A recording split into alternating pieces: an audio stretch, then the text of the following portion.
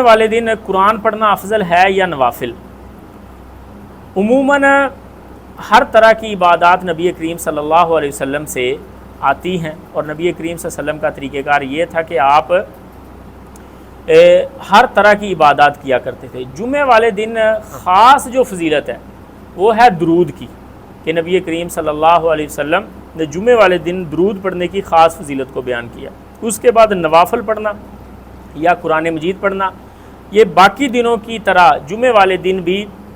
اگر تو نوافل کے اوقات ہیں، یعنی اشراق کا وقت ہے تو اس میں ظاہر ہے نفل پڑھنا زیادہ بہتر ہے، اور ایسے جمعے سے پہلے والی رکعت اور بعد والی رکعت، یعنی وقت کو دیکھا جائے گا۔ اگر وقت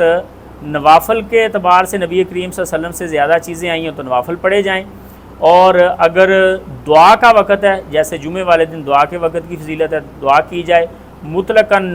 درود پڑھا جائے، اور اضافی وقت میں قرآن مجید کی تلاوت کی جائے، جمیع عبادات کرنے کی کوشش کی جائے۔